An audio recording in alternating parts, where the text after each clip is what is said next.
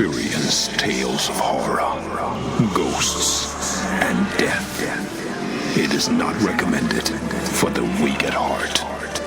Listen in the dark. It's more fun that way. This is Weekly Spooky. Friends, how's it going? I'm Henrique Couto, and this is the inaugural episode of Weekly Spooky. And what better time to start the show than, well, not Halloween like I originally promised, but actually the day before Halloween. Because our first story is called Mischief Night. So I had to release it on Mischief Night because I'm a stickler for tradition. When the tradition's fun, otherwise I could give a crap. But Halloween has lots of fun traditions. I mean, it's the time of year, supposedly, when the barrier between the living and the dead is permeable. Yeah, we can cross between. Now, of course, the living can cross into the dead barrier very easily, but of course it's not very pleasant and often quite messy. But the dead being able to come back and walk the streets, that's why we wear costumes. We want to fit in. We don't want to stand out as the living among the dead because maybe they'll grab us as when we're children and take us back with them to the land of the dead. Ooh, I just gave myself goosebumps, which is, by the way, the entire point of this show. So I just can't wait to tell you the story. So we're going to get into it right now, and I hope it helps you get into your Halloween spirit. And after the story, I'll hang out and jaw with you a little bit more, maybe about Halloween, maybe about who knows what. But for right now, let's start the story. Mischief Night by Shane Migliavacca. Ray had a bad feeling in his gut. Bud had a sinister look in his eye tonight. It was Bud's idea they go out. There was an unreasonably cold chill to this October night. Most likely the reason the trick-or-treaters were starting to thin out. Bud wanted to do some trick-or-treating of his own. Ray knew Bud long enough to know that meant some kind of crime would be perpetrated by them tonight. Bud swung a beat-up paper sack back and forth as they walked. When Ray had asked, Bud told him only that it was a surprise. Ray didn't like his friend's surprises all that much, but without him, Ray would never have made it this far in life. His mother was an out-of-work nurse, his dad a foreman at a chemical plant. Stuck home with a kid and a husband that was never around, she took her frustrations out on Ray, smacking him around. His dad, too busy and too tired from long shifts, failed to notice or care. When he was 15, Ray ran away from home. Those first few years had been harder than hell. He'd resorted to things he'd never thought he was capable of. Then he met Bud. A former runaway himself, they were kindred spirits. Bud knew his way around the streets. Ray owed him. No matter what the man did, he wouldn't desert him. Not to mention, he was more than a little afraid of him. A kid in a skeleton costume bounded down the sidewalk towards them, happily clutching a full bag of candy in his arms. As he passed by, Bud stuck out a leg, sending the kid crashing to the sidewalk, his bag of candy landing next to him, some of the candy spilling onto the sidewalk and lawn. The kid started blubbering as he rubbed his knee. Bud knelt down and looked at the kid. "Did you have a nice trip, kid?" The kid shook his head back and forth. "You tripped me." "Maybe you're just clumsy, kid," Bud laughed. He snatched up the kid's bag of candy. "Hey, that's mine," the kid hollered. "Give it back." There was a flash of steel. Bud held out a switchblade he carried. "Shh," he whispered. Ray felt his heart quicken. What was Bud gonna do to this kid? He'd never seen him hurt a kid. Could he go that far? Kill a kid? "Listen, kid," Bud said. "This is my candy now. Mine. You tell anybody about it, your parents, a cop, anybody, and I'll make you watch as I kill 'em. 'Cause I'm the boogeyman, and I know where you live. Got it?" The kid, near tears, more than likely pissing his pants, nodded. "Good. Now run the fuck along, and don't talk to fucking strangers." The kid hightailed it as Bud laughed, sniffing the air as he looked at Ray. "I think that kid shit his pants. Or was it you?" "Fuck," Ray managed. "Fuck, man." This made Bud laugh louder, handing the bag of ill-gotten candy to Ray. "Have some." Shaking his head, Ray reached into the bag, grabbing a small bag of Sour Patch Kids. "What are we doing out here tonight, man?" He popped a red Sour Patch into his mouth. "Besides mugging little kids." "Well, my man, I want to do something more adult than trick-or-treating." Bud motioned to the houses up and down the street. "Pick one. Pick a good one, and we'll have ourselves some fun." Ray let his eyes wander over the houses. Nice upper-middle-class homes, some decorated to the hilt for Halloween, others bore nothing at all. One house in particular, a large Grim Reaper, stood on the lawn, his eyes glowing. A witch stood next to him, cackling at a passerby. Purple, orange, and green lights decorated the house's exterior. A large glowing ghost hung on the front door, loudly wailing at little kids as they walked up to the front door. "That one," Ray pointed. Bud nodded in approval. A pretty brunette answered the door, handing out candy to the little kids waiting there. "Good choice." Amanda followed the outline on the construction paper, a detailed drawing of a skeleton grinning at her. She'd always been pretty good at drawing. Cutting things with scissors was another thing. Next to her, Amanda's little brother Kyle coughed as he colored in a pumpkin she'd drawn earlier. They sat at the kitchen table, surrounded by snacks and colored paper. What a drag, stuck at home on Halloween night looking after her sick kid brother. Her parents were off to have dinner, and then a movie. She was missing Stevie Lee's big Halloween party at the Mill Creek Farms. She'd just got her driver's license and barely got to use it. Why couldn't her parents cancel? Why'd it have to be her? She looked at her brother. It sucked for him, too. He'd really been looking forward to trick-or-treating tonight. Instead, they were stuck home together. Both of them had gotten bored watching horror movies on TV. She decided maybe making something would lift their spirits. "The Horror-a-thon will be back with Night of the Killer Lobsters after a word from our ghoulish sponsors," the television played in an empty living room. The ghost hanging on the front door wailed, breaking Amanda's thoughts. The scissors slipped, causing her to poke her thumb. "Oh, shit," she hollered. "You okay?" Kyle asked. "Yeah, you didn't hear me swear, right?" He gave her a thumbs up. There was a loud knock at the door. "Want me to get it?" her brother asked. Amanda stood, holding the scissors in one hand. "I'll get it." There was another loud knock. "Coming! Coming!" Amanda shouted over the ghost's howl. "Hold your fucking horses," she said under her breath. "Look," a man warned on television. "There's one of them now," as a lobster superimposed over the side of a car, menacing some kids in Lover's Lane. Walking past an upright piano set against one wall, setting the scissors on the coffee table, Amanda picked up her mom's large ceramic bowl. According to her, it was some family heirloom. A red drop hit the beige carpet. "Shit," Amanda growled, looking at the trail of blood drops on the carpet behind her. She hadn't thought the scissors had broke the skin of her thumb. Now she'd have to get bloodstains out of the carpet before Mom and Dad get home. What next? There was another furious knock. Yeah, she said, this time not even trying to hide her annoyance. The pile-up of the night's events getting to her. So much so Amanda forgot to look through the window to see who was out there first. Something she always did. Unlocking the door, she yanked it open. 2 men in plastic clown masks stood, waiting. Amanda stood, hesitating. Tricker. The rest of it was cut off as the closer of the 2 men drove a fist into her stomach, knocking the air out of her lungs and doubling her over. Mom's precious heirloom hitting the floor, shattering, sending candy spilling over the floor. Before she could recover, strong hands shoved her back into the living room, the 2 men rushing in after her. The second man closes the door, locking it and turning off the lights. Amanda tries to stand, earning another punch to the stomach from the first man. "We good?" he asks. The second peeks out through the curtains. "Golden," he answered, keeping watch through the drawn curtains. Amanda staggered, hunched over, barely able to gasp for air, much less form words. She wanted to warn her brother, scream out for help. Anything. The first man grabbed her by the hair, yanking her head up so they were face to face. His gloved hand touched her cheek. In his other, he held a switchblade. You alone, girlie?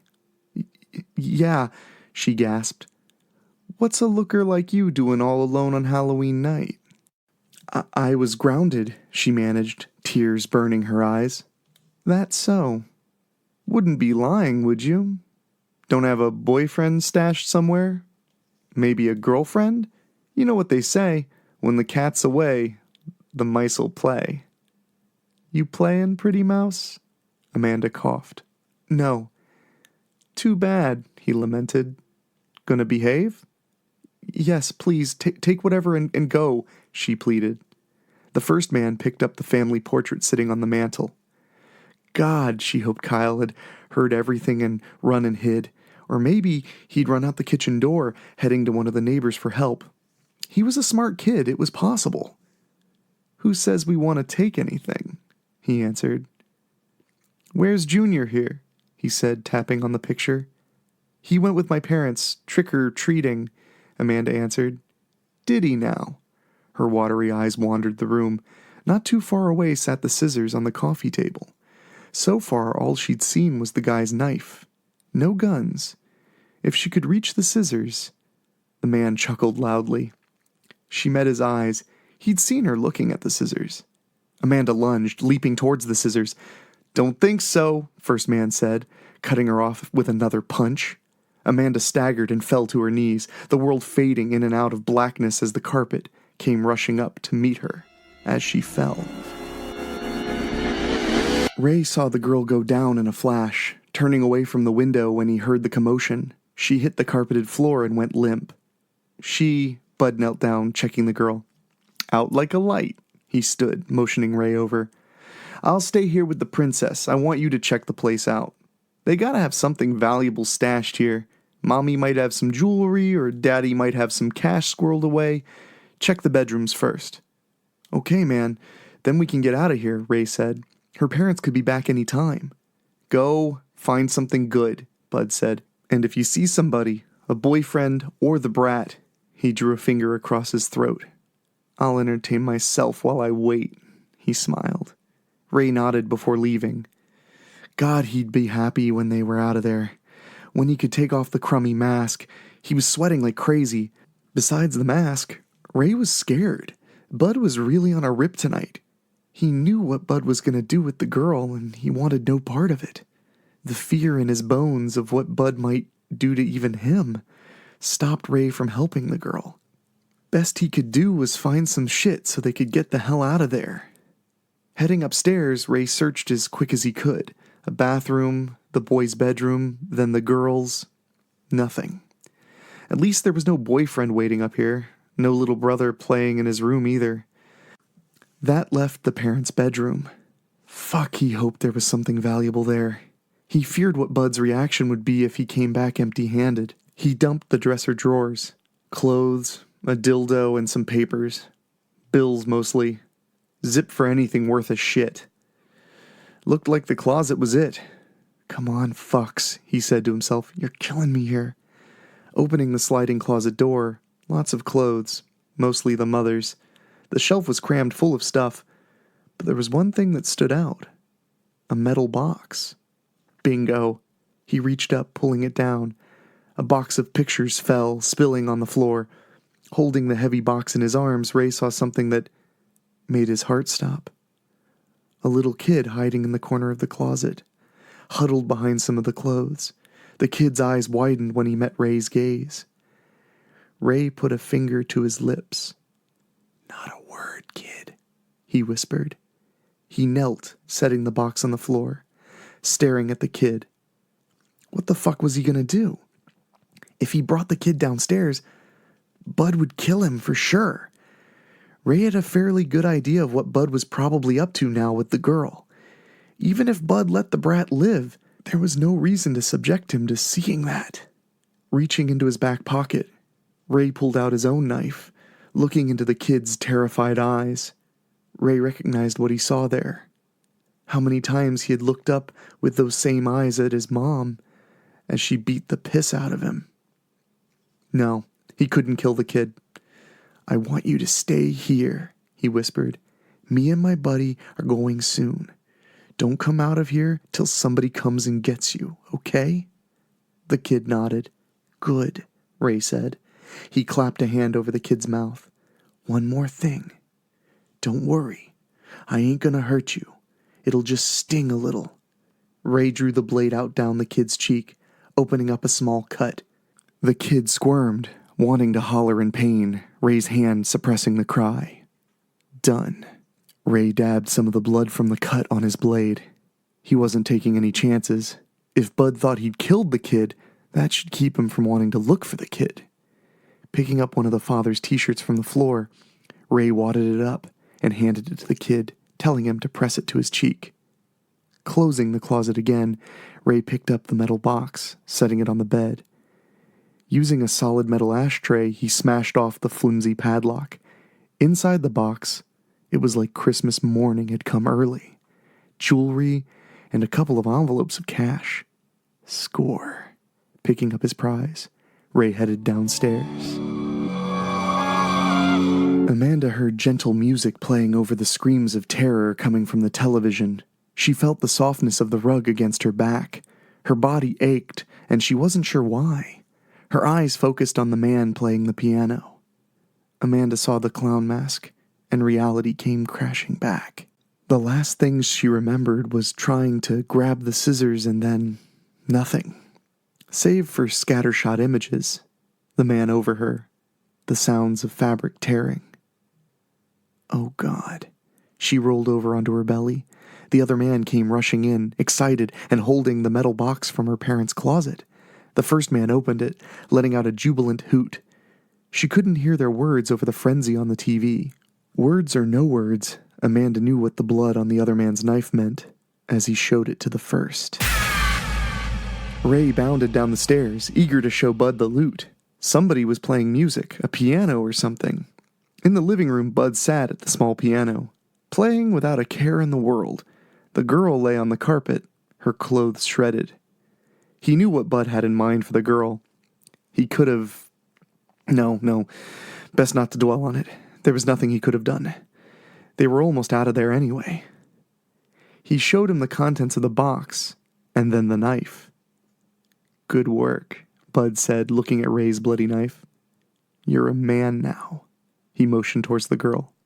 Want some? Can we just get out of here? Ray asked. Fine. I'm getting restless anyway. Bud stood, tickling the piano keys. A wail of anguish and rage rose up over the piano, over the screams on the television. The men turned to see a bloodied, beaten banshee standing before them, the scissors in her hands. The girl's expression was filled with so much hate. Ray felt shivers run up and down his spine. She lunged. Ray felt the hot spray hit his face. Blood. Not his, though. He looked over to see the scissors pulling away from Bud's neck, a large, bloody hole left in their wake. Bud tumbled over the piano bench, gurgling up blood as he desperately tried to stop it from jetting out of his neck, fastening his hands over the wound, blood flowing between his fingers. Standing there, petrified, Ray couldn't help but watch his friend squirm about on the carpet floor, the girl jamming Bud repeatedly in the groin with the scissors. The knife slipped from his fingers. The girl turned from the now dead Bud, her eyes bloodshot. She howled with anger.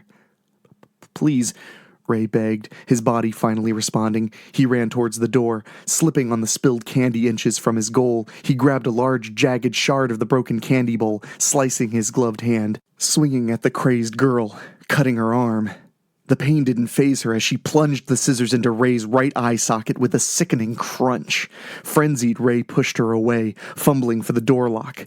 The only thought in his dying brain was to get away, but his fingers couldn't seem to manage the lock. Ray heard the girl breathing behind him, pulling the scissors from his eye socket. He blindly sliced the air with them. The crazed girl crouched, watching him, till finally his body gave out, and he collapsed against the door. It was hard to believe the girl, her face covered with a blank white mask, was his sister. Kyle visited her from time to time at the sanitarium. He was 16 now, the same age she'd been when it happened. He touched the scar on his cheek, a constant reminder of that night. Amanda sat there in the day room, staring out the window, never moving. her head never turning. Dr. Chandler said she was near catatonic. The mask, he said, she'd started wearing to hide her shame. After that man found him in the closet, Kyle had stayed hidden, staying there till his parents had found him. Amanda had believed the man killed him. Perhaps she still did. The doctors were afraid to let him talk to her.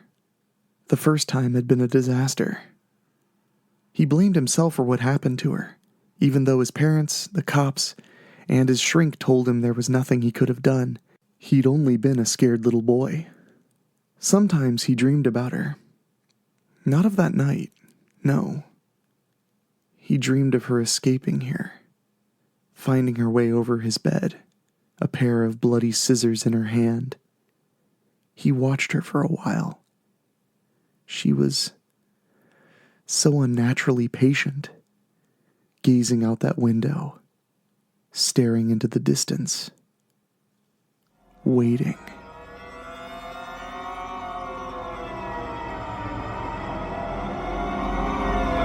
Ooh, how about that? We got a little taste of a John Carpenter's Halloween style ending right there.